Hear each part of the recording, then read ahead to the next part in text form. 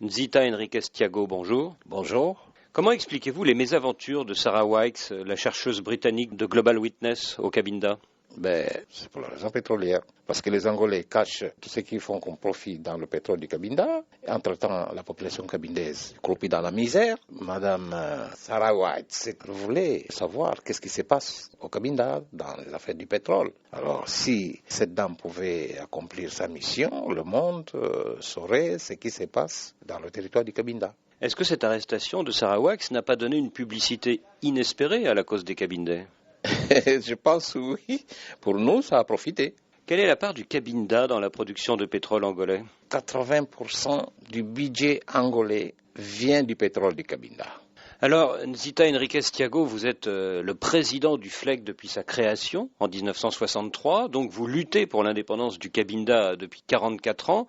Or, aujourd'hui, le Cabinda est plus que jamais sous le contrôle de l'Angola. Est-ce que vous ne songez pas à changer de stratégie et à négocier peut-être une autonomie au sein de la nation angolaise? La souveraineté cabindaise ne se négocie pas. Le Cabinda n'a pas de frontière commune avec l'Angola. Et compte tenu de l'occupation illégale du territoire du Cabinda par les Angolais, nous avons toujours demandé aux autorités angolaises qu'on se mette autour d'une table pour négocier les statuts, puisque nous avons l'indépendance, nous avons l'autonomie, nous avons l'État fédéral. Tout ça, nous devons voir autour d'une table. Mais obligés par les Angolais d'accepter le néocolonialisme angolais, ça nous n'acceptons pas. Ce que nous souhaitons, c'est que l'ONU et l'OUA demandent aux Angolais de négocier avec la direction du FLEC. Alors, vous parlez de l'Union africaine, mais est-ce que le pouvoir angolais n'est pas plus fort que jamais sur la scène africaine et notamment la scène régionale, grâce à ses alliances avec les régimes de Kinshasa et de Brazzaville? Alors, pourquoi est-ce que l'OUA existe? C'est pas pour résoudre les problèmes? Est-ce que cet État peut maintenant tuer les populations de n'importe quelle région, de n'importe quelle nation? Parce que l'Angola, c'est un État puissant et on le laisse faire. Et à cause du pétrole même du Cabinda, on laisse l'Angola tuer le Cabindé.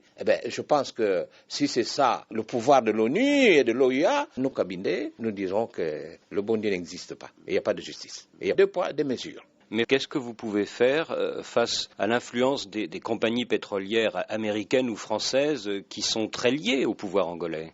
Il faut que toutes ces sociétés pétrolières sachent que le pétrole qu'ils prennent là-bas, c'est le pétrole du Cabinda. Ils ne peuvent pas encourager la piraterie angolaise. Alors on se souvient qu'il y a eu, il y a quelques années, des enlèvements d'expatriés au Cabinda. Quelle est aujourd'hui votre stratégie? La négociation ou la lutte armée? Ce n'était pas une stratégie pour nous. Si nous l'avions fait, c'était pour que le monde parle de nous. Et nous n'avons jamais demandé de rançon. Le 1er août dernier, un accord a été signé à Namibe, en Angola, entre le gouvernement angolais et l'un de vos anciens compagnons du FLEC réunifié, Antonio Bento Bembe. Qu'est-ce que vous pensez de cet accord? Cet accord est rejeté par tout le monde. Parce que le document était confectionné par les autorités angolaises. Et ils l'ont dit à Bento Bembe, signez, posez votre signature ici. Alors il y a ces petits castes de technocrates angolais qui profitent du pétrole, du Cabinda, pendant que les populations souffrent. Vous allez à Luanda, c'est qu'on dit, moi je ne suis pas angolais, mais je suis quand même africain, je suis dans ce monde. Il n'y a même pas l'eau courante en Angola. Il n'y a pas d'électricité pour la population. Les gens qui vont là-bas disent encore, mieux vaut quand le Portugais vivait ici qu'aujourd'hui. Et pourquoi nous avons chassé les Portugais? C'est ce que les Angolais disent aujourd'hui. Mais alors si vous dénoncez cet accord du mois d'août dernier, voulez-vous dire que la lutte armée continue? Ce sont les Angolais qui nous attaquent toujours. Et ce que nous faisons, c'est une défensive. Alors, nous attendons que les Angolais décident qu'ils retirent tous les militaires qu'ils ont là-bas et qu'ils passent à la table de négociation. Sinon, la guerre continuera. Vous dites la guerre va continuer, mais en pratique, on n'entend pas parler de combat à l'heure actuelle au Cabinda.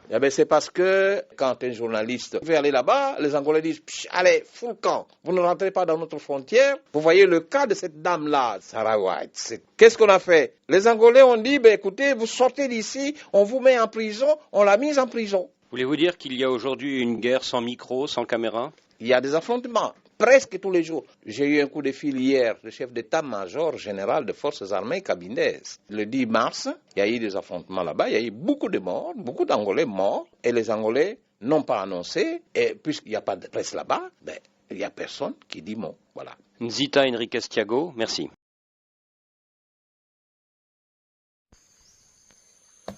Hey, fumez!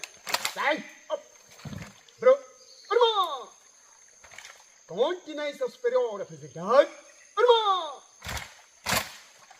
Imóvel.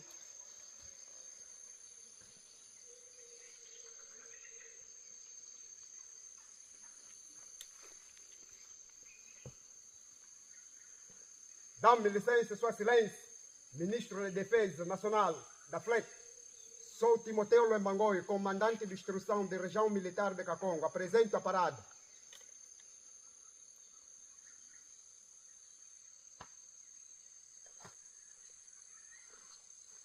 Pelas suas ordens, permita-me que me se retire.